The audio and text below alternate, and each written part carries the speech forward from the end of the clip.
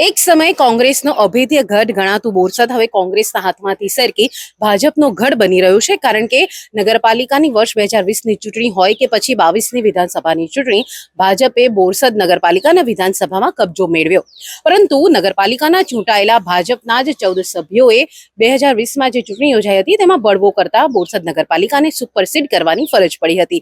અને હવે આ બાગીઓએ ભાજપ માટે પ્રેશર પોલિટિક્સ અપનાવી હોવાની વાત સામે આવી રહી છે. શું છે સમગ્ર મામલો, જોઈએ આ અહેવાલમાં. નમસ્કાર, તમે જોઈ રહ્યા છો ગુજરાત તક અને આપની સાથે હું છું હિતાલી શાહ. આણંદ જિલ્લાની બોરસદ નગરપાલિકાની ચૂંટણીના પડઘમ હજી તો વાગ્યા જ નથી. એ પહેલા જ બોરસદની રાજકારણમાં જે છે ગરમાવો આવી ગયો છે, કારણ કે બાગીઓ હવે પ્રેશર પોલિટિક્સ અપનાવતા હોય તેમ લાગી રહ્યું છે. તાજેતરમાં જ ભાજપમાંથી સસ્પેન્ડ થયેલા બાગીઓની એક ગુપ્ત બેઠક યોજાઈ હતી. બોરસદ વિકાસ મંચના નામે બળવાખોર અને કોંગ્રેસની ગુપ્ત બેઠક યોજાયાનો એક વિડીયો હાલ સામે આવ્યો છે. આ વિડીયોમાં બોરસદ નગરપાલિકાના પૂર્વ કાઉન્સિલર શૈલેષ શાહ ભાજપ પક્ષ અંગે વાત કરી રહ્યા છે. તેઓ કહી રહ્યા છે કે આપણે ભાજપને ઘણી બધી બેઠકો જીતાડી, પરંતુ ભાજપ સંગઠન સાચવી શક્યું નથી, જે એમની ભૂલ છે. કોઈ મેમ્બરના એમણે કામ કર્યા નથી, ત્યારે આ પરિસ્થિતિ ઊભી થઈ અને પરિસ્થિતિને તેઓ સંભાળી ના શક્યા. એમની આવડત ઓછી કહેવાય. જે નેતાઓને આપણે બનાવીને મોકલ્યા છે એમને એટલી ખબર નથી કે સંગઠન જ્યારે તૂટતું હોય ત્યારે એને કેવી રીતે સંભાળવું જોઈએ. શું કહી રહ્યા છે શૈલેષ શાહ, સાંભળીએ તેમના શબ્દો આ વિડીયોમાં. સંગઠન ઊભું થાય અને બોરસદની પબ્લિક પણ હવે ઈચ્છે છે. આપણે ભાજપને એવું નહીં કે 20 સીટો અપાવડાય, છતાંય એમણે જો સંગઠન હાથવી ના શક્યું એ એમની ભૂલ છે કે કોઈ મેમ્બરના એમણે કામ કર્યા નહીં. તારા પરિસ્થિતિ ઊભી થઈ છતાં એ પરિસ્થિતિને એ સંભાળી ના શક્યા, એટલે એમની એ આવડત ઓછી કહેવાય એમ. કે જે નેતાઓ બનાવી બેઠા છે આપણે, એનામાં એટલી નોંધી એ નહીં કે ભાઈ સંગઠન જ્યારે તૂટતું હોય ત્યારે કઈ રીતે એને મહેનત કરીને સ્થાયી કરવું, એવું કરી શક્યા નહીં. એને લીધે આપણું સંગઠન તૂટી ગયું છે. અને હવે ફરી લોકો એવું ઈચ્છે છે કે ભાઈ આપણે પોતાની રીતે લડીએ. ત્યારે અહીં લોકલ ઇલેક્શનમાં શું હોય છે કે પાર્ટી કરતાં લોકો પોતાના વોર્ડના ઉમેદવારને મહત્ત્વ વધારે આપતા હોય છે કે ભાઈ આ કામ કરી શકે એવો છે, કે ભાઈ ચલો એને ચૂંટીશું તો આપણા એરિયાનું બધું સાર સંભાળ રાખશે, એના માટે ચૂંટે છે. અહીં એવું નહીં કે સિમ્બોલ ચાલે.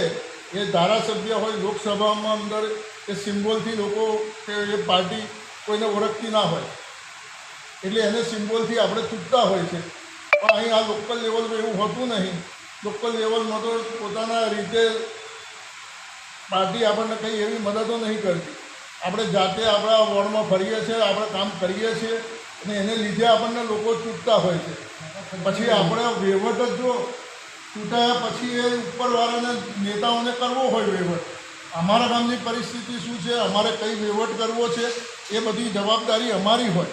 કે અમે લોકોને વચનો આપેલા હોય કે અમે આવીશું તો તમારી આ જે જરૂરિયાત છે બધી અમે પૂરી કરીશું, એ આપણા નેતાઓને ખબર નહીં હોતી.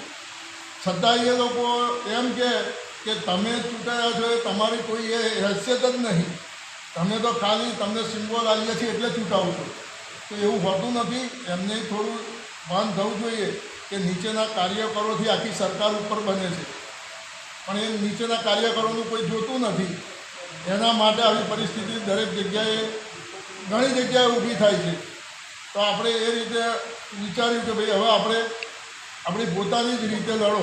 આપણા જ ગામનો વિકાસ કરવો હોય તો આપણે પોતે આપણી રીતે લડવું પડશે. અને આપણને પછી કોઈ નિર્ણય લેવામાં આપણે કોઈને પૂછવું નહીં પડે. કે જે આપણા જોડે મેમ્બરો છે, જે કમિટી છે આપણી, એ બોરસદની જ હોય અને બોરસદને આપણે પૂછીને કામ કરવાનું છે. એટલે એમાં બીજો કોઈ એ છે નહીં. એટલા માટે આપણે આ સંગઠન ભેગું કર્યું છે કે આ રીતે આગામી આવનારી ચૂંટણીમાં આપણે બોરસદના બધા જ સભ્યો ભેગા થઈને લડીએ તો બોરસદનો વિકાસ જરૂર થશે એવું મને લાગે છે. આ વિડીયોમાં પૂર્વ કાઉન્સિલર અને ભાજપના સસ્પેન્ડેડ સભ્ય ભૌતિક શાહના પિતા એટલે કે પૂર્વ કાઉન્સિલર શૈલેષ શાહ ભાજપ પક્ષ અંગે વાત કરતા જોવા મળી રહ્યા છે.